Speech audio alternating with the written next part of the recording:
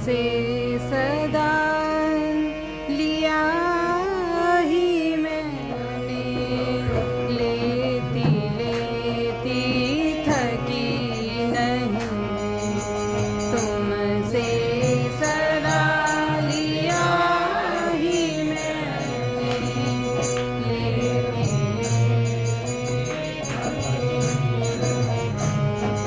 अमित प्रेम सौभाग्य मिला, पर मैं तुझे दे सकी नहीं। अमित प्रेम सौभाग्य मिला, मैं तुझे दे सकी नहीं। मेरी त्रुटि मेरे दोषों को तुमने देखा नहीं कभी। मेरी त्रुटि मेरे दोषों को तुमने देखा नहीं कभी। दिया सदा देते न थके तुम, दे डाला निज प्यार सभी। दिया सदा देते न थके तुम, दे डाला निज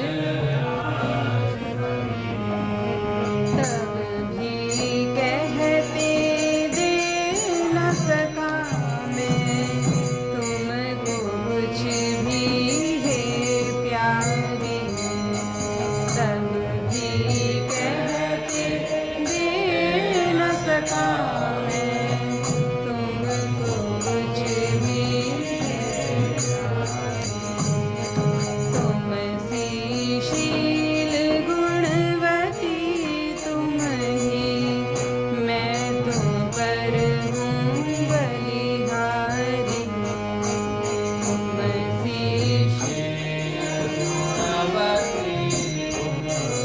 मैं तुम पर हूँ बलिहारी। क्या मैं कहूँ प्राण प्रियतम से, देख ल जाती अपनी ओर। क्या मैं कहूँ प्राण प्रियतम से, देख ल जाती अपनी ओर। मेरी हर करनी में ही तुम प्रेम देखते नंद किशोर। मेरी हर करनी में ही तुम प्रेम देखते नंद किशोर। तुमसे सदा लिया ही मैंने, लेती लेती थकी नहीं। तुमसे सदा लिया ही मैंने, लेती लेती थकी नहीं। अमित प्रेम सौभाग्य मिला, पर मैं कुछ भी दे सकी नहीं। अमित प्रेम सौभाग्य मिला, पर मैं कुछ भी दे सकी नहीं।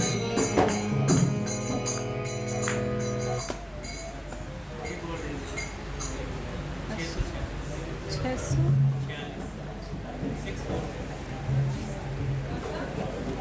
पद संख्या 646 646।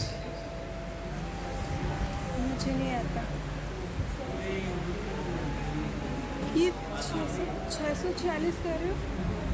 ये तो दूसरे अनोखो प्रेम तुम्हारे श्याम, ये वाला नहीं आता मुझे। दूसरा सुना दूँ, अपनी मर्जी से सुना दूँ। 645 कौन सा? पद संख्या 645 645।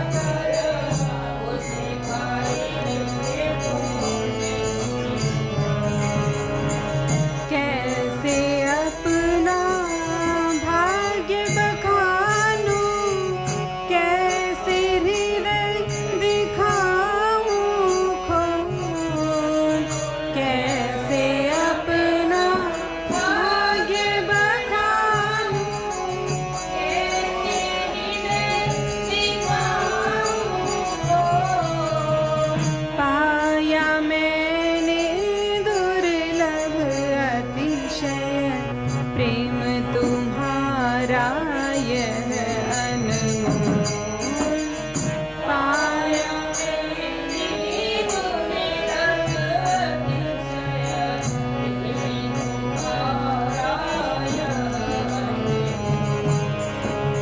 रहे सुरक्षित मेरा उर में सुखद गोद में प्यारा स्थान रहे सुरक्षित मेरा उर में सुखद गोद में प्यारा स्थान करती रहूं सदा अनुभव में प्रियतम का प्रिय संग महान करती रहूं सदा अनुभव में प्रियतम का प्रिय संग महान कैसी दिव्य तुम्हारी ममता कैसा दिव्य तुम्हारा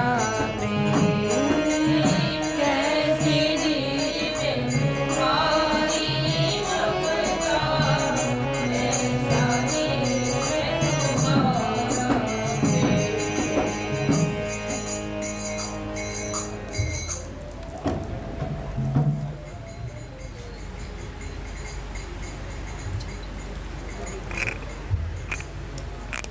वत्सल भगवान की जय। पूज्य श्री भाई जी महाराज की जय। पूज्य श्री राधा बाबा की जय। पूज्या मैया की जय। अपने प्यारे भैया की जय। पूज्य दादा की जय। भक्त वत्सल भगवान की जय। हरि बोल। बड़े सौभाग्य का क्षण है कि आज भी हमें सत्संग और कीर्तन का परम लाभ प्राप्त हो रहा।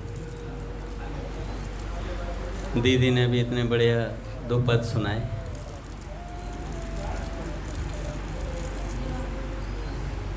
दीदी जब गाती हैं तो मुझे वाटिका की याद खूब आती है। ऐसा लगता है कि वाटिका के पावन कक्ष में पद रत्नाकर का कार्यक्रम चल रहा हो। बिल्कुल वैसा ही माहौल बन जाता है एकदम। पहले पूज्य श्री सेठ जी का एक प्रवचन, उसके बाद एक भक्त का चरित्र।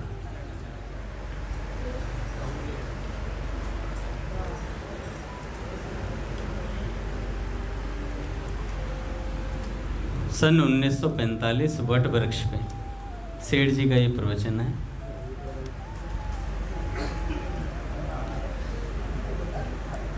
सेठ जी कहते हैं कि सज्जनों, समय बड़ा मूल्यवान है।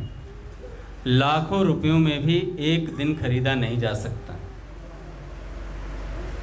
न आपके रोने पर कोई आपको समय देगा, न सिर पटकने पर। मर भले ही जाओ कोई, लेकिन एक दिन भी एक्स्ट्रा नहीं दे सकता आपको। एक क्षण न घट सकता है न बढ़ सकता है, इसलिए इसकी सावधानी से रक्षा करनी चाहिए। पाया हुआ परम पद हाथ से जा रहा है। पाया हुआ परम पद हाथ से जा रहा है। गई सो गई अब राख रही को। यह मनुष्य शरीर सागर किनारे की नौका है। किनारे आकर नौका डूब जाए तो बड़ी लज्जा की बात है। किनारे आकर नौका डूब जाए तो बड़ी लज्जा की बात है। इसलिए समय का सदुपयोग कर साधन भजन को बढ़ाना चाहिए। एक एक मिनट भी लाख रुपए में नहीं मिलता है। एक एक मिनट भी लाख रुपए में नहीं मिलता है। व्यर्थ समय न बिताएं, व्यर्थ न बोलें, न व्यर्थ क्रिया करें। यदि समय व्यर्थ बीत जाए तो पुत्र के मरने जैसा शोक मनाना चाहिए। जो समय बीत गया वह किसी प्रकार लौटकर आने वाला नहीं है। भगवत विषय को छोड़कर किसी भी काम में समय गया तो समझो वह व्यर्थ हो गया।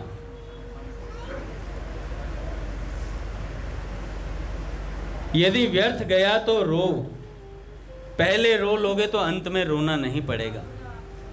पहले रो लोगे तो अंत में रोना नहीं पड़ेगा। एक बार फिर पढ़ता हूँ इस पैराग्राफ को। यह मनुष्य शरीर सागर किनारे नौका है। किनारे आकर नौका डूब जाए तो बड़ी लज्जा की बात है। इसलिए समय का सदुपयोग करके साधन भजन बढ़ाएं। एक एक मिनट भी लाख रुपयों में नहीं मिलता है। व्यर्थ समय न बिताएं, व्यर्थ न बोले, न व्यर्थ क्रिया करें। यदि समय व्यर्थ बीत जाए तो पुत्र के मरने जैसा शोक मनाएं। जो समय बीत गया वह किसी प्रकार लौटकर आने वाला नहीं है। भगवत विषय को छोड़कर किसी भी काम में समय गया तो समझो वह व्यर्थ गया। यदि व्यर्थ गया तो रो, पहले रो लोगे तो बाद में रोना नहीं पड़ेगा। रुपयों से भी मनुष्य का समय मूल्यवान है। रुपया किसी काम नहीं आएगा। संसार में जितने पदार्थ हैं कोई काम नहीं आएंगे। शरीर से भी कोई लाभ नहीं होगा, यह भी यहीं रह जाएगा। इसलिए जल्दी से जल्दी मनुष्य शरीर से एवं रुपयों से ऊंचा काम बना लेना चाहिए। आपका भीतर का भाव सुधर जाएगा तो बाहर की क्रिया व्यवहार का स्वतः ही सुधार हो जाएगा। यदि सुधार नहीं करोगे तो बड़ी भारी हानि होगी सज्जनों, पछताना पड़ेगा। सो परत्र दुख पावहीं, सिर धुनि धुनि पछताए। काल ही कर्म ही ईश्वर ही, मिथ्या दोष लगाए। वह आगे जाकर सिर धुन धुन कर पश्चाताप करेगा और काल कर्म एवं ईश्वर को मिथ्या दोष लगाएगा। ईश्वर ने हमको भाव सुधारने का मौका दिया है। ईश्वर ने हमें भाव सुधारने का मौका दिया है। भगवान मदद करते हैं, हर एक प्रकार से मौका देते हैं। यह मनुष्य शरीर दिया, उन्हीं की कृपा से हम मनुष्य बने हैं। अपने स्वरूप की ओर ख्याल करें तो बड़ी भारी दुर्दशा होनी चाहिए थी, लेकिन भैया राम जी ने कब हूँ करी करुणा नर देहि, देत ईश बिनु हेतु सनेहि। 84 लाख योनियों में यह जीव घूमता फिरता है। परमात्मा कभी दया करके मनुष्य शरीर देते हैं। आकर 4,84,000 जोनि भ्रमत यह जीव अविनाशी। 4,84,000 जीव को अविनाशी कहा है। जीव मरता नहीं, अपितु भ्रमण करके क्लेश उठाता है। भ्रमण करना परमात्मा के शरण होने पर बंद होता है, किंतु बड़ी भारी मूर्खता है सज्जनों, जिसके कारण भ्रमण करता रहता है। फिरत सदा माया कर प्रेरा, काल कर्म स्वभाव गुण घेरा। भैया बिना शरण हुए भगवान की दया है, इसलिए उनका नाम सुहृद है। इसलिए भगवान को क्या कहते हैं? सुहृद कहते हैं। भगवान बिना ही कारण दया और प्रेम करते हैं। सुहृदम सर्वभूतानां। भगवान की बड़ी भारी दया है कि मनुष्य शरीर दे दिया हमें। भगवान को दोष लगाना झूठी बात है। काल को भी दोष नहीं दिया जा सकता, क्योंकि कल युग सम युग आन नहीं। जो नर कर विश्वास, गाई राम गुण गण विमल, भव तर बिन ही प्रयास। कलयुग का दोष नहीं है, क्योंकि भगवान का विमल यश गाते गाते लोग कलयुग में भी भव सागर से पार हो जाते हैं। हंसते हंसते भगवान के परम धाम में जाते हैं। अपने भाग्य का भी दोष नहीं है। बड़े भाग मानुष तन पावा, सुर दुर्लभ सद ग्रंथन गावा। हम लोग यदि अपने भाग्य की ओर देखें तो हर समय हंसना, नाचना, गाना चाहिए। हमें मनुष्य जीवन मिल गया, जिसके लिए देवता भी तड़पते हैं, आकांक्षा करते हैं। और स्थान देखो, सेठ जी वहाँ के लोगों को कह रहे हैं, स्थान देखो, क्या गंगा का किनारा सुंदर मिल गया आपको। कितनी शांति और वैराग्य में देश। सेठ जी उसे देश कहा करते थे। मैं कई प्रवचनों को पढ़ता हूँ, सेठ जी कहते हैं ऐसा सुंदर देश नहीं मिल सकता गंगा जी के किनारे जैसा। कैसा वैराग्य में देश। कहीं देखा और सुना है आप लोगों ने? विचार करके देखो, चारों ओर दृष्टि डालिए, स्वाभाविक ही शांति, वैराग्य और उपरति होती है। सामने गंगा हर समय दिखती है।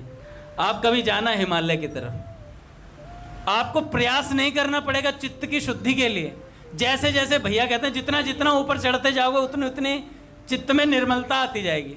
हम बद्रीनाथ केदारनाथ गए हैं, मैंने देखा है बद्रीनाथ में जब नर नारायण पर्वत को देखते हैं तो ऐसा लगता है यार भगवान की कितना विशाल है भगवान, कितनी। और वृक्षों रास्ते में जाते हैं ना भाई, पहाड़ देख देख के दंग हो जाते हैं भाई, यार इतनी ऊंचाई भी हो सकती है कहीं, कितना विशाल है। उतना ही हृदय विशाल भगवान का है जो हमें मनुष्य शरीर दिया है। चारों ओर दृष्टि डालिए, स्वाभाविक ही शांति मिलेगी आपको, वैराग्य मिलेगा गंगा किनारे। एक और गंगा, दूसरी ओर पहाड़ जंगल है। माया का कटक किसी प्रकार यहाँ आ ही नहीं सकता, यहाँ से दूर ही रहता है। वट वृक्ष की छाया में कहीं भी बैठो स्वतः ही ध्यान लग जाता है। 7 नंबर वट वृक्ष, आप जाकर के बैठिए, चित्त स्वतः अपने आप भीतर से नारायण नारायण नारायण चलता है। महाराज सेठ जी, स्वामी जी की याद आती है वहाँ बैठते ही, और अद्भुत वैराग्य उत्पन्न होता है। वहाँ के वृक्षों ने इन महापुरुषों को सुना है, वहाँ के वृक्षों ने इन महापुरुषों को सुना है। ऐसा स्थान कोसों में भी मिलना मुश्किल है। रेणुका का आसन है, ऐसा तो कोई बिछोना हो ही नहीं सकता, रज का आसन। गंगा की बालू स्पर्श से ही पवित्र कर देती है। नेत्रों को हर समय गंगा का दर्शन, कानों को ध्वनि भी हर समय गंगा की ही सुनाई पड़ती है। गंगा की गंध भी कितनी मधुर है। 5 इंद्रियां गंगामय हैं। गंगा की ध्वनि जैसे वेदों की ध्वनि हो, या भगवान की वंशी ध्वनि हो, या दूर से भगवान का कीर्तन सुनाई देता है। नेत्रों से दर्शन करके, जीभ द्वारा पान करके, नासिका द्वारा गंध लेकर, रेणुका का और गंगा का स्पर्श करके 5 इंद्रियां गंगामय हो जाती हैं। और इस पर सोने पे सुहागा है भगवत चर्चा।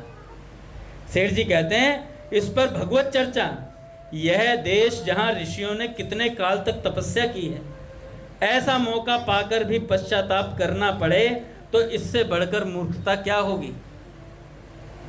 सावधान नहीं हुए, नहीं चेते तो पछताना ही पड़ेगा। जाति से नीच और पापी का भी उद्धार हो जाता है। कितने समय में, क्षिप्रम अर्थात थोड़े समय में। इस मनुष्य शरीर से भगवान के भजन द्वारा अतिशय पापी का भी उद्धार शीघ्र हो जाता है, अन्य किसी शरीर से नहीं। ऐसे मौके को पाकर हाथ से ना जाने दो। क्या करें, भगवान कहते हैं भजस्व माम, मेरा भजन कर। मन मना मद भक्तो मद्याजी माम नमस्कुरु, मुझ में मन वाला हो जा, मेरा भक्त बन, मेरा पूजन कर, मुझे प्रणाम कर। मन मना के लिए कहते हैं सेठ जी, मन को मेरे में लगा दे, मन को संसार में लगाए है तू अभी। मत भक्तो, मेरा भक्त बन, रुपयों का दास मत बन। मद्या जी, मेरी पूजा कर। रुपयों के लिए नीचों की गुलामी पूजा करते हैं, खुशामद करते हैं। माम नमस्कुरु, मेरे को नमस्कार कर। नमस्कार भी रुपयों के लिए उन्हीं नीचों को करते हो। कुत्ते जैसा जीवन हो रहा है, कुत्ते जैसी खुशामद करते हैं। यदि इन बातों को छोड़कर भगवान जैसा कहते हैं वैसा करें तो इंद्र की तो बात ही क्या है, भगवान भी आपको चरणों की धूल को मस्तक पर धारण करेंगे। भगवान भी आपके चरणों की धूल को मस्तक पर धारण करें, करते ही हैं भैया। मैं भगतन को दास, भगत मेरे मुकुटमणि। ऐसे मौके को खोवे नहीं। इन बातों को सोचकर अपना काम जल्दी बना लेना चाहिए। क्या करें, आचरण सुधारें। आचरण कैसे सुधरें, भाव को सुधारें। भाव कैसे सुधरें, ईश्वर, महात्मा और शास्त्र की दया से, तथा तुम्हारी दया भी इसमें है। से स्वामी जी कहते हैं पहले अपने पर कृपा तुम्हें करनी पड़ेगी, तुम्हें अपने पर कृपा करनी पड़ेगी। वो अपने पर कृपा कैसे होती है, मैं एक उदाहरण देता हूँ, बहुत सहज उदाहरण है। जैसे कल शिवरात्रि पे आए थे, जितना समय मिला उतना समय भगवान को देना चाहिए था, है ना, पर हम दे नहीं पाते, इधर उधर की चीज़ों में लग जाते हैं, है ना। जितना समय हमें यह कीर्तन सत्संग के लिए मिला है, सेठ जी, स्वामी जी कहते हैं कि भैया सब चीज ठाकुर जी ने भरपूर दी है हमें, समय, समर्थ, सामर्थ्य और सामग्री पूरी दी है ठाकुर जी ने हमें, जितनी दी है, जितना मिल रहा है हमारे पास। एक बार मैंने दामाजी जी पिताजी से पूछा था, पिताजी कितना लगाएं भगवान में मन को? कह रहे जितना लग जाए लगा दो, जितना लग जाए उतना लगा दो। कह रहे, मैंने कहा पिताजी थोड़ा सा ही लगता है। कह रहे वो थोड़ा ही पूरा हो जाता है, भगवान उस थोड़े को भी पूरा मान लेते हैं। राय जितनी सेवा को फल मानत मेरु समान, पहाड़ के समान मानते हैं। तो सेठ जी कहते हैं भैया तत्परता से साधन में लगना ही तुम्हारे ऊपर तुम्हारी दया है, तुम्हारे ऊपर तुम्हारी दया है। ईश्वर की दया है, महात्मा की दया है, शास्त्रों का स्वाध्याय है। अपनी दया से भाव का सुधार होता है, अन्य सबकी दया है, केवल तुम्हारी दया तुम्हारे ऊपर होनी चाहिए भैया। अपने ऊपर दया करें, भाव ही प्रधान है, भाव ही सुधारना चाहिए। भाव ही मूल्यवान वस्तु है, हर समय उच्च कोटि का भाव रहना चाहिए साधक का। फिर देखो भगवान के पास वायु की तरह दौड़कर पहुंच जाओगे, भगवान के पास वायु की तरह दौड़कर पहुंच जाओगे।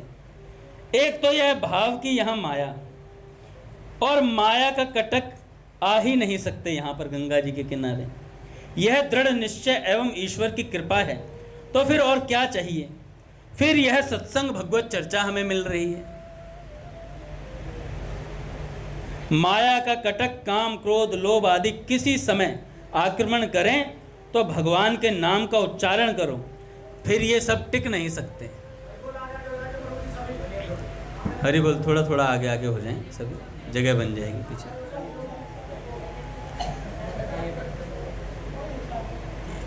क्या कहा सेठ जी ने?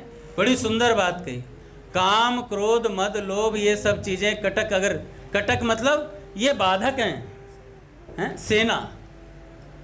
ये जो सेना है ना, काम, क्रोध, मद, लोभ, ये जब आए तो क्या करें? भगवान नाम का उच्चारण करें जोर से। अच्छा, ये सब बातें सहायक होती हैं भजन में। हम सब साधकों के साथ ये घटनाएं घटती हैं। जब भी हमारे भीतर विकार आए तो इनका प्रयोग करना चाहिए, हम लोगों को भगवान के नाम का प्रयोग करना चाहिए।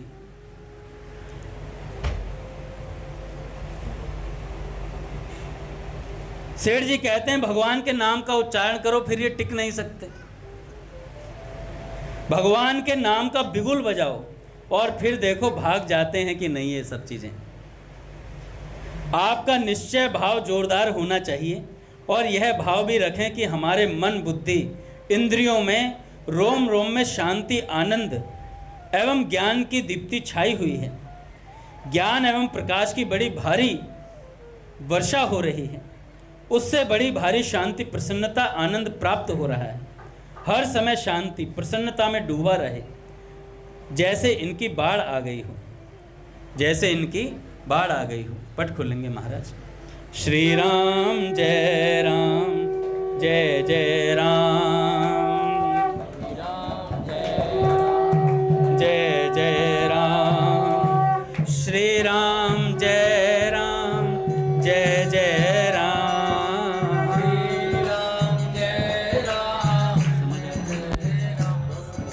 श्री राम जय राम, जय जय राम,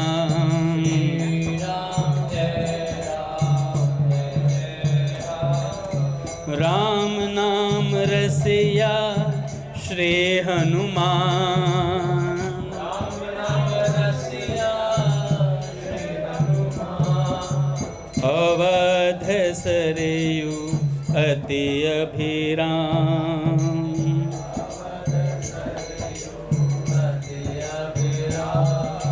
जय जय श्यामा, जय जय श्याम,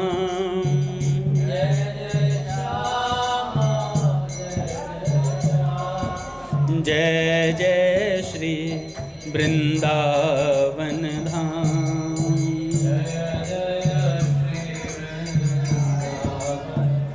बोले राधा माधव सरकार की जय, गुरुदेव भगवान की जय।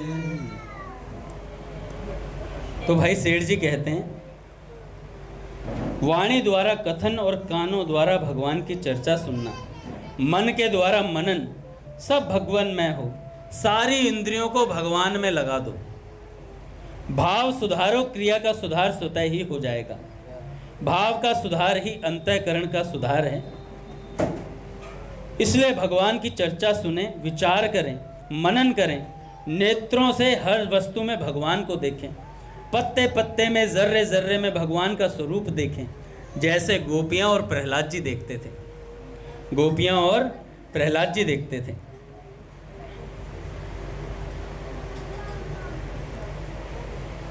पूज्य श्री डोंगरे जी महाराज कहते हैं एक जगह, अगर ध्यान ही करना है, अगर ध्यान ही करना है तो श्री कृष्ण का करो। अनेक जन्मों से इस मन को भटकने की आदत हो गई है। ध्यान में पहले तो संसार के विषय ही उभरते हैं। ये मन में ना आए, ऐसा करने के लिए ध्यान करते समय परमात्मा के नाम का बार बार चिंतन करो, जिससे मन स्थिर हो सके। उच्च स्वर से कीर्तन करो। कृष्ण के कीर्तन से जगत का विस्मरण होता है। परमात्मा का मंगलमय स्वरूप का दर्शन करते हुए साधक को कीर्तन करना चाहिए। परमात्मा के मंगलमय स्वरूप का दर्शन करते हुए साधक को कीर्तन करना चाहिए। वाणी कीर्तन करे और आंख दर्शन करे भगवान का। वाणी कीर्तन करे और आंखें भगवान का दर्शन करें। देखो, परमात्मा का ध्यान करने से मन शुद्ध होता है।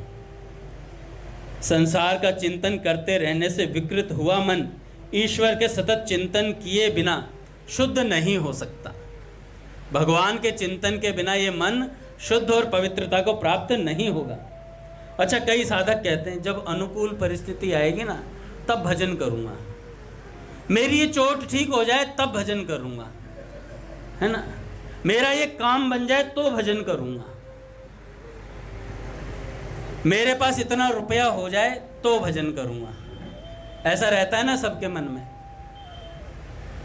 अच्छा, जितना समय हमें मिला उतना समय अगर हम भगवान में लगा दें ना, उतने से ही भगवान प्राप्त होते हैं। सेठ जी कहते हैं इस बात को।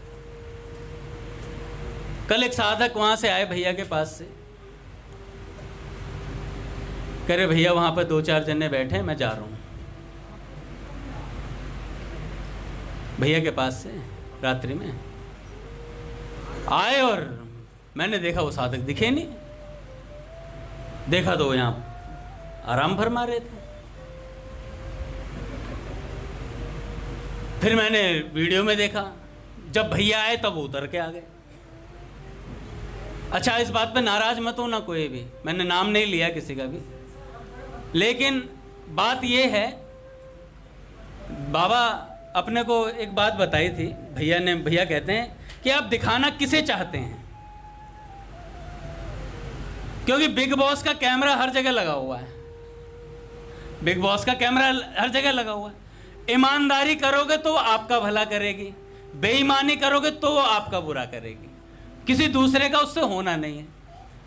अब एक साधक ने मुझसे कहा कि अंगद जी आप क्यों पंचायती पालते हो, अब क्यों पंचायत किसी को क्यों कहते हो? मैंने कहा भाई ये पंचायती पाल पाल के ही हम यहाँ पले बड़े हैं, इस पंचायती से ही पले बड़े हैं। अब आप अपना पल्ला झाड़ने के लिए अपने से नहीं सुनना चाहते हो, कुछ बातें तुम्हारे हृदय पे लग जाती हैं, नहीं सुनना चाहते हो, तो अब इसमें हमारा कसूर नहीं है, इस मंदिर की प्रथा ही ये है। हम आपस में साधक बोल बोल कर ही यहाँ टिके हुए हैं। नए साधकों को कुछ कह देते हैं तो वो बुरा मान जाते हैं, पुरानों को कुछ कह नहीं सकते, वो बड़े हो गए हैं, कहें किसे? फिर तो मैं सोचता हूँ मैं अपना ही चौकीदार हूँ भैया, मैं अपने को ही सुनाता हूँ, है ना। ये कहना पड़ता है पर मैं सुनाता हूँ नहीं क्यों कहना पड़ता है।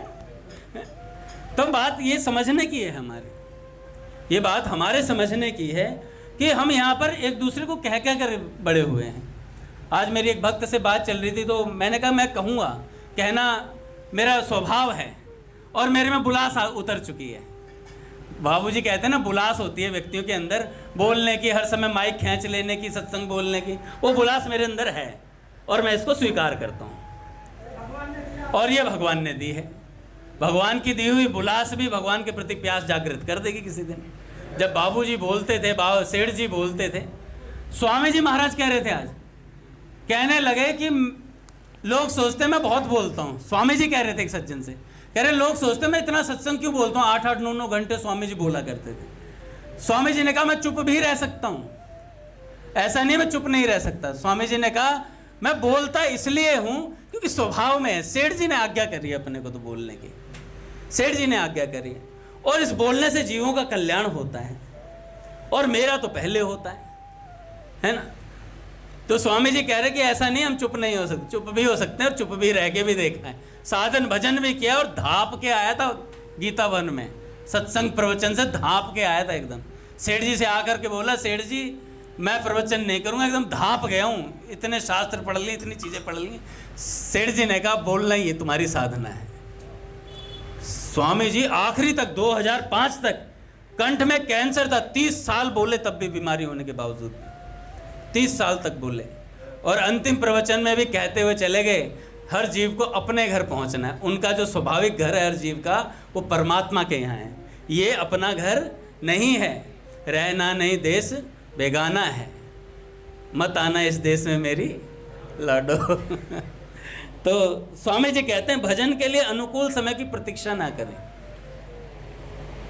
कोई भी क्षण भजन के लिए अनुकूल है, कोई तकलीफ न रहने पर मैं भजन करूंगा, ऐसा मानना अज्ञान है। एक मनुष्य स्नान करने के लिए समुद्र के किनारे पर गया। सुनो ध्यान से बात, एकदम मजेदार बात है। ये मैंने पूज्य भैया से बहुत पहले सत्संग में सुनी थी, आज फिर स्वामी जी के प्रवचन में सुनी।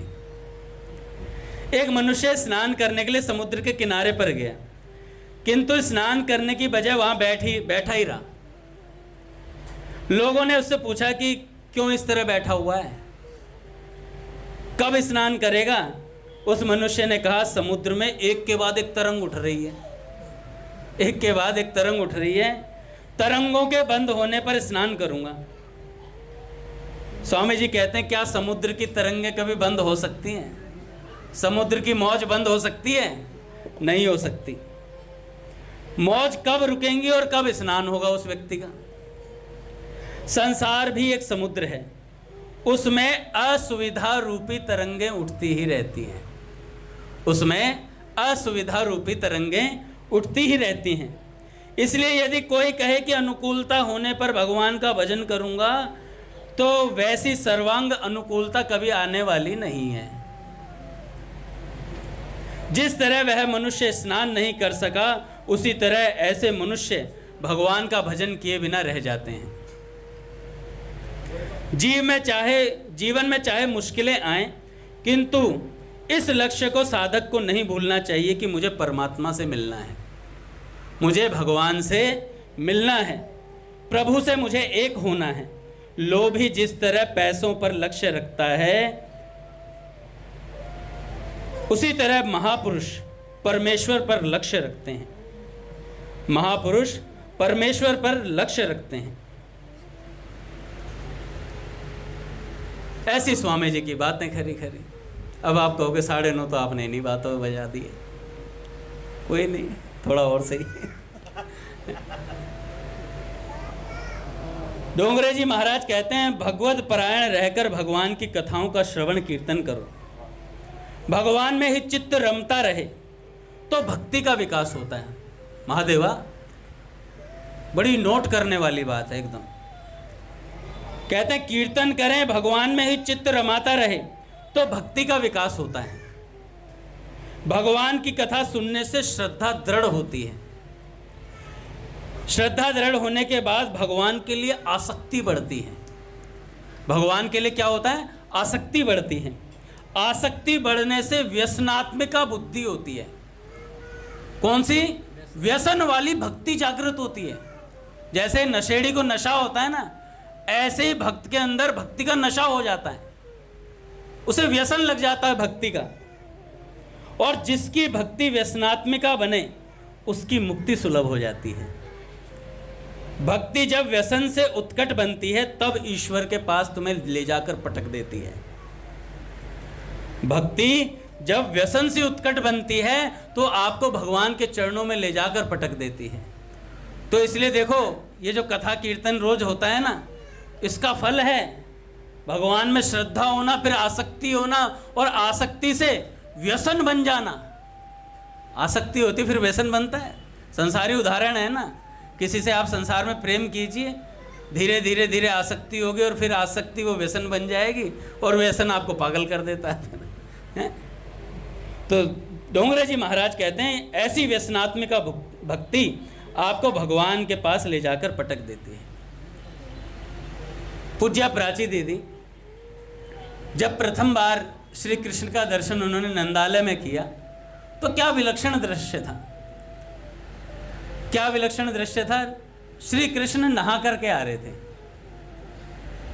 नहा करके आ रहे थे, और वहां पर एक परिचायिका वहां पर पोंछा लगा रही थी, है ना, पोंछा लग रहा था वहां पर।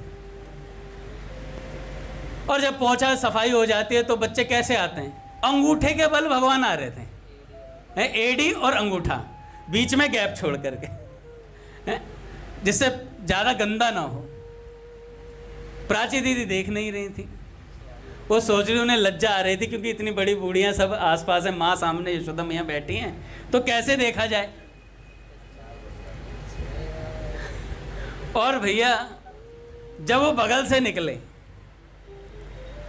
तब तिरछे नैनों से देखा, और जैसे ही देखा महाराज देखती ही रह गई। उस रूप लावण्य को, उन श्याम सुंदर को देखते ही रहना, यही जीवन की साध है। एक बहुत सुंदर लीला आती है, आंख मिचौनी लीला। एक बार ठाकुर जी कहते हैं मैया से, मैया मैं बाहर खेलने जाऊं, मैया मैं बाहर खेलने जाऊं। नन्हे काना मनोहार भरे स्वर में मैया से अति दुलार से पूछ रहे हैं। मैया एक क्षण के लिए भी अपने लल्ला को अपने नेत्रों से ओझल नहीं करती हैं, अतः अपने लाडले कुंवर को प्यार से समझाती हैं, मेरे लाल बड़े भैया बलराम को बुला ले, अपने सब सखाओं को बुला लो, और यही मेरे नेत्रों के समक्ष खेलो, तुम मेरे सामने रहो। कि हरि तेरी लीला की सुधियावे। बड़ा सुंदर कहते हैं महाराज, कमल नयन मोहन मूर्ति के मन मन चित्र बनावे, लीला की सुधियावे, हरि तेरी लीला की सुधियावे। मृदु मुस्कान बंक अवलोकनी, मृदु मुस्कान बंक अवलोकनी, चाल छबीली भावे, चाल छबीली भावे, लीला की सुधियावे, हरि तेरी लीला की सुधियावे। कब हुक निबिड़ ते मेरे आलिंगन, कब हुक निबिड़ ते मेरे आलिंगन, कब हुक पिक स्वर गावे, कब हुक पिक स्वर गावे, कब हुक संभ्रम क्वासी क्वासी कही, कब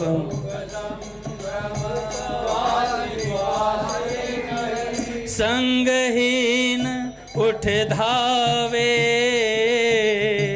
संगहीन उठ धावे, लीला की सुधियावे, हरि तेरी लीला की सुधियावे। परमानंद दास जी कहते हैं कि हरि तेरी लीला की सुधियावे, और आपकी लीलाओं की याद आते ही कमल नयन मोहन मूर्ति के मन मन चित्र बनावे। ये चित्र बनाना ही तो लीला चिंतन है।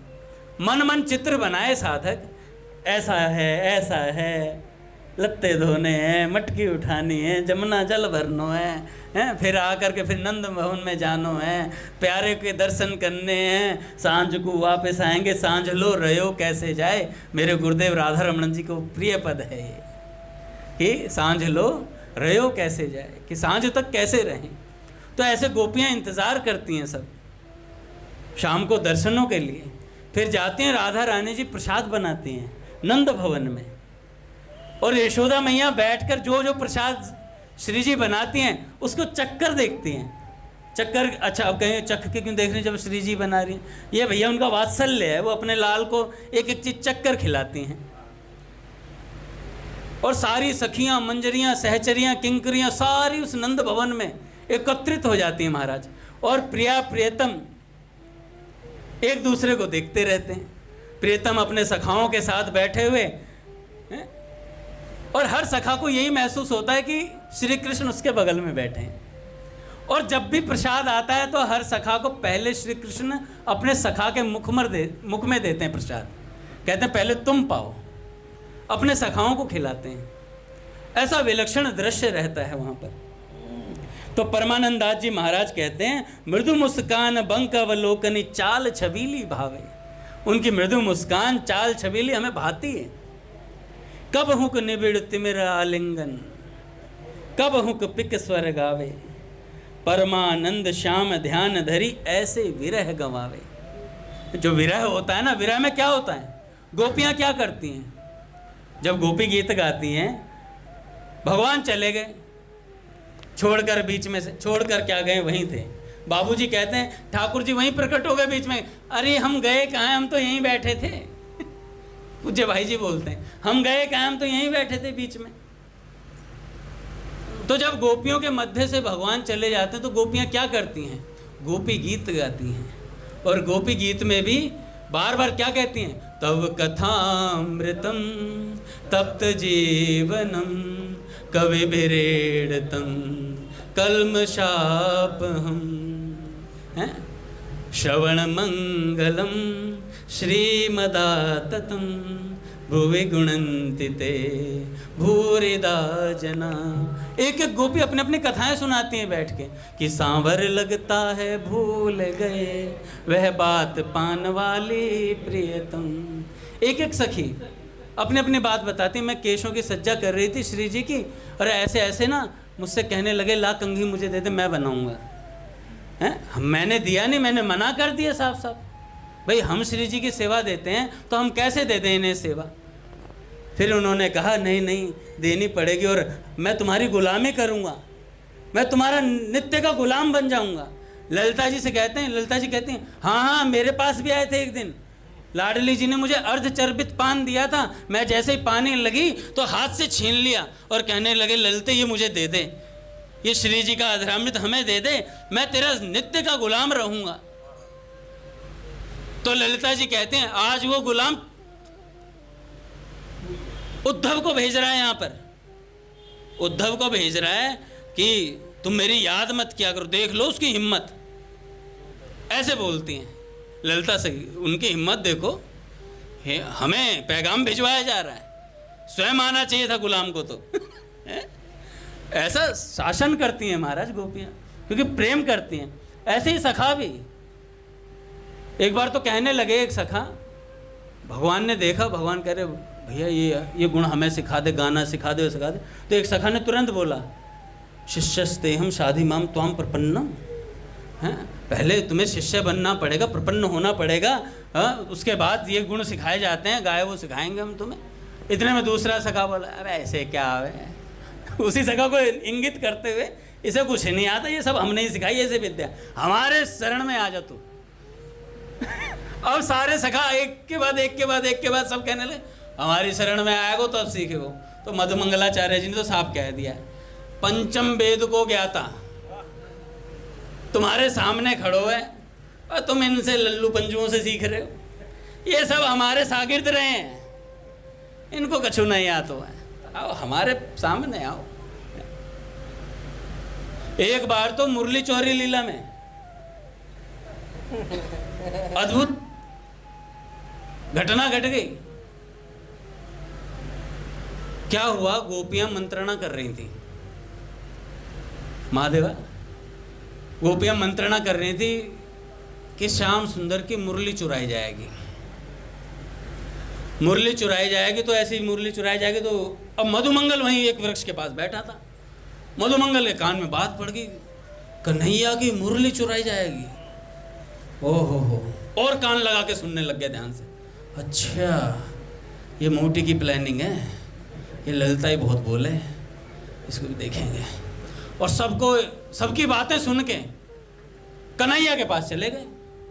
कन्हैया अपना नाच रहा था, बांसुरी बजा रहा था, आराम से मस्त था।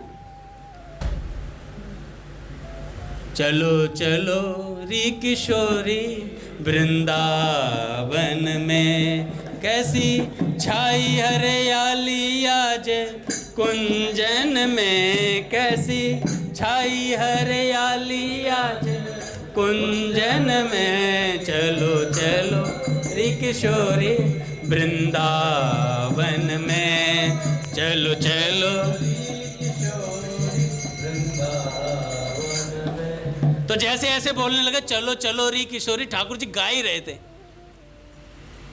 मधुमंगल ने हाथ आके पकड़ लिया, चलो कुंजन में है, कछु बात बतानी है तुम्हें? अरे हमें ना सुननी, भोजन बट्ट कहीं को। भाई कुंजन बुंजन में मत जावे, जिनके संग जाने को प्रोग्राम बना रहा है उन्होंने तेरे खिलाफ साजिश रची है। तो ठाकुर कह रहा है तू रहने दे यार, तू झूठ बोले यार, मतलब हम झूठे आज, सच्ची बता रहा हूं प्यारे श्याम सुंदर, एक बार हमारी बात सुन ले तू यार। तो ठाकुर जी ने कहा चल ठीक है बता। कह रहे या है मुरली को आज रात को छोड़ यार, मैं ना बता रहा हूं, तू सारे विश्वास ना करे हमारी बातों पे, हमें भोजन भट्ट समझे तू, बहुत काम को बंदो हूं मैं। इतनी बात बोले ठाकुर जी, नहीं यार बताए दे यार, चल ठीक है तू इतनी मनोहार कर रहा है तो बता देता हूं। आज रात को ललिता, विशाखा, तुंग विद्या, ये सगरी सखी, रहने दे यार, मैं ना बता रहा यार, तेरे मुंह पे एक्सप्रेस ही नहीं ना कुछ है? हम इतनी गहरी बात बता रहे हैं, सत्संग सुना रहे हैं तुझे, चेहरा तो ढंग को होना चाहिए है?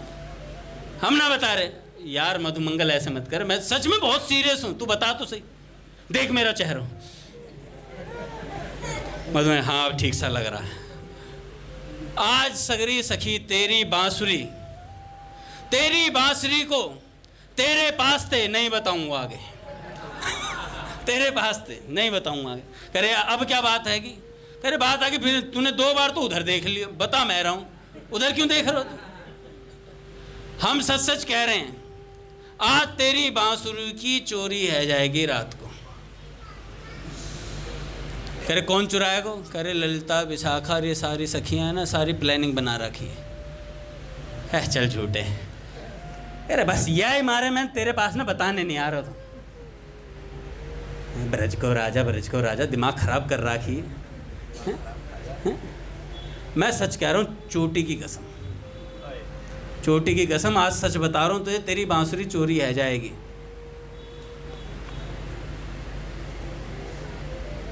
तो ठाकुर जी ने कहा अच्छा ऐसी बात है? कह रहे हाँ पक्का ऐसी बात है। तो कहने लगे करूं क्या फिर मैं? श्याम सुंदर ने कहा क्या करूं? कह रहे यह मुरली हमें दे दे, आज ये मुरली तू हमें दे दे, इसे हम रखेंगे संभाल के, और सच बता रहा हूं कोई हमसे ले नहीं सकता, तुम जानो ही मेरे बारे में। तो ठाकुर जी ने चल झूठे, कई दिन आते तेरी बांसुरी पे नजर है, इसमें हीरे मोती लग रहे हैं ना, तेरी नजर यह बांसुरी पे है, तू बांसुरी लेना चाहे। कह रहे यार झूठ नहीं बोल रहा हूँ, सच्ची कह रहा हूँ, तुम बांसुरी तो दे यार, पे विश्वास ना है तुझे? कह रहे हाँ विश्वास है। कह रहे ला फिर दे। कह रहे ठीक है ले जा। अब ले गए बांसुरी ले जाके वृंदावन के घने जंगलों में एक वृक्ष के नीचे बैठ के तपस्या करने लग गए। आंख मीच ली और बांसुरी छुपा ली। अब सखियों ने देखा ठाकुर जी पे बांसुरी आज है नहीं, और जब बांसुरी नहीं दिखी तो उन्होंने सोचा भाई अब करें तो करें क्या। सब ने देखा तो जंगल में जाके वो भी मंत्रणा करने लगी। फिर वहीं देखा तो एक वृक्ष के नीचे मधुमंगलाचार्य जी आंख बंद करे और आसन बिछाए, आंख मूंदे तपस्या में लीन है। गोपियों ने देखा ये कैसे, आज तक इसकी आंख मिची ना देखी हमने, और ये आज मीच के बैठा आंखें, कछु तो बात है। तो गोपियों की नजर गई बांसुरी पे। कह रहे बांसुरी ठूस के बैठो है, इसने सुनने लगे बातें सारी हमारी। तो गोपियां आई, तपस्या भंग करनी थी गोपियों को मधुमंगलाचार्य जी की। तो बढ़िया बढ़िया सामान लेके आई खाने का, बढ़िया बढ़िया मालपुए वगैरह बना करके खूब सारी चीजें लेकर के आई। और खुशबू से ही जैसे उनमें सुगंध दौड़ी खीर की, मालपुए की, और महाराज समाधि से आंख अपने आप खुल गई एक। अरे कहां से आ रही है खुशबू और रोम रोम से आशीर्वाद चल रहे मधुमंगलाचार्य, जिनने भी बनाया हो गजब बनाया हो है, खुशबू में ही इतना दम है। और महाराज दोनों आंखें खोल के कहने लगे यार कहां ते आ रही, कहां ते आ रही। देखा तो महाराज ललिता विशाखा सामने ते आ रही हैं। तो कहने लगे हो भीतर ही भीतर सोचने लगे ये बांसुरी की ताक में है, आज हम भी देंगे नहीं, ये सोचें भोजन भट्टे हम पिघल जाएंगे। ठीक है पिघल जाएंगे ठीक है पिघल जाएंगे, कोई बात थोड़ी इसमें। तो नेक पास आन दो, थोड़ा सा पास आई तो उन्होंने कहा कि मधुमंगल जी, प्यारे मधुमंगल जी। और जैसे प्यारे सुना तो मधुमंगल जी कहने लगे आज पकवानों के साथ साथ ये जो प्यारे की मिठास आ रही है ना, इसमें गहराई कुछ ज्यादा है, इसमें गहराई कुछ ज्यादा है। तो कहना है क्यों ललिता आज जबान फिर गई है क्या तेरी? कह रहे नहीं प्यारे मधुमंगल जी। कह रहे जी भी लग रहा है आज तो जी भी, मैं जानू सगरों को जी यहाँ पे या बांसुरी में फंसो पड़ो है, सारी अपनी सोत को ले जानो चाहे, इसे दूर करना चाहे श्री कृष्ण से।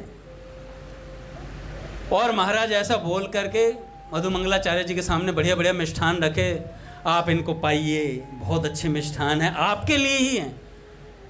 क्या मिला राखो इनमें क्या मिला राखो? तो उन्हें मिला राखो कुछ नहीं, बढ़िया आपके लिए बनाया, आप भोजन प्रिय हैं तो हमने सोचा आपको भोजन पवाए दें। कह रहे हैं मत सोचना बांसुरी मिल जाएगी, पहले चखाओ थोड़ा सा। एक चखा, फिर दूसरा चखा, तीसरा चखा, सारे खा गए। अब बांसुरी ले लें? कह रहे शर्त थोड़ी लगाई थी मैंने खाने से पहले कि मैं तुम्हें बांसुरी दे दूंगा खाते, और इतनी बात बोले तो उन्होंने कहा ठीक। अब गोपियों ने दूसरी तरकीब में, तुम जानते हो मधुमंगल, अगर तुम चाहो तो तुम्हें एक विलक्षण वस्तु मिल सकती है जिसके लिए ऋषि मुनि तड़पते हैं। तो उन्होंने कहा क्या ऐसी वस्तु है? कह रहे हम तुम्हें रास में प्रवेश करवाएंगे। मधुमंगल जी कहने लगे हाँ यार सुनी तो मैंने भी है ललिता, ये रात को ताधिन ताधिन मचाता है, मैंने बहुत सुनी है। ये रास वस्तु क्या है? बहुत नृत्य करें ये गोपियन के संग, ताता थैया ताल भी दे में, मैंने सुना मृदंग भी बहुत अच्छो बजावे तू। तो इतनी बात बोली और महाराज ललिता जी ने कहा वही रास वही। कह रहे पक्को हमें प्रवेश मिल जाएगा? कह रहे हाँ। कह रहे कुछ ट्रेलर दिखाओ। कहने लगी तुम जानते हो श्री कृष्ण के विरह में क्या उन्माद होता है वहां पर रास के अंदर। हा कृष्ण कह के गोपांगनाएं नृत्य करती हैं और हर एक गोपी के साथ एक कृष्ण होते हैं। मधुमंगल जी मदमस्त हो गए महाराज सुनते सुनते। कहने लगे करनो क्या पड़ेगा मुझे? कह रहे तुम्हें कछु नहीं करना है, हम करेंगी, आज हम तुम्हारो श्रृंगार करेंगी। ओ भाई, तो उन्होंने कहा कि रास में प्रवेश करने के लिए हम तो श्रृंगार होके ही आए हैं, हमारी पूर्णमासी मैया ने हमें बढ़िया श्रृंगार किया, देख क्या काजल चक्क लगो भयो है। तो उन्होंने कहा रास में प्रवेश करवे के ताई स्त्री बननो पड़े, लहंगा चुनरी ये सब पहननो पड़े। मधुमंगल ने कह दिया हट, रास में प्रवेश के ताई हमें लुगाई बनाओगी तुम, हम नहीं बनेंगे लुगाई। उन्होंने कहा रास है रास। तो उन्होंने कहा चल ठीक है, लहंगा नहीं पहनूंगा, ऊपर को बदल दो सब, लहंगा नहीं पहनूंगा। भाई देखो इज्जत की बात है, पुरुष हूं ना मैं, हम लहंगा नहीं पहनेंगे। इतने में ललिता जी लिपस्टिक विपस्टिक और सारी चीज़ें ले आई, मांग टीका वीका सब चीज़ ला के और ऊपर के वस्त्र लेकर के आई और मधुमंगलाचार्य जी को, ध्यान से सुनो रामकृष्ण को, मधुमंगलाचार्य जी को श्रृंगार धारण करवायो और जैसे ही लिपस्टिक लगाई, लिपस्टिक तो यहाँ की भाषा में, वहाँ तो कुछ और भैया एक दिन बता रहे थे क्या लगता है, वो अपने होठों पर कुछ क्या बताएं, एक और शब्द था भैया ने जो कुछ बताया था इधरों पर लगता है। तो जैसे ही वो लगाया तो उन्होंने कहा क्या लगा दियो, कह रहे यही लगे, कह रहे ठीक है। फिर गाल पे और महाराज पूरा श्रृंगार करके, तो एक सखी ने कह दिया जब इतनो है ही गए हो है, चुटिया भी लगाई दी, सब चीज़ बढ़िया, तुम्हारे केस सज्जा कर दिए, लहंगा भी पहन ही लो। हट, लहंगा नहीं, चल पहन लेंगे हम, चल पहन लेंगे। और महाराज लहंगा भी पहना दिया। ओहो हो, अब विलक्षण भाव का उन्मेष हुआ, गोपियों ने बात बतानी शुरू करी, ऐसे ऐसे होता है। और जैसे ही महाराज वहाँ की विरह अवस्था बताई कि गोपियों के मध्य से श्री कृष्ण चले गए हैं, तो मधुमंगल जी वहीं बैठे बैठे विरही गोपी का रूप धारण कर लिया। हाँ कृष्ण कहाँ चले गए तुम, और इतना कहकर मधुमंगल बेहोश, और बेहोश हुए। गोपियों ने बांसुरी निकाली, सारे को फंसा ही दियो हमने बांसुरी छीनी और गायब हो गई सारी की सारी। और जैसे ही गायब हुई, मधुमंगलाचार्य जी काफ़ी देर बाद श्री कृष्ण करते हुए उठे, और जैसे ही उठे तो महाराज सारा चीज़ श्रृंगार अपनों देख रहे हैं, कह रहे हैं यार ये तो लाली लगा के बांसुरी ले गई सारी। आगे की लीला हम कल सुनेंगे। बोले राधा माधव सरकार की जय।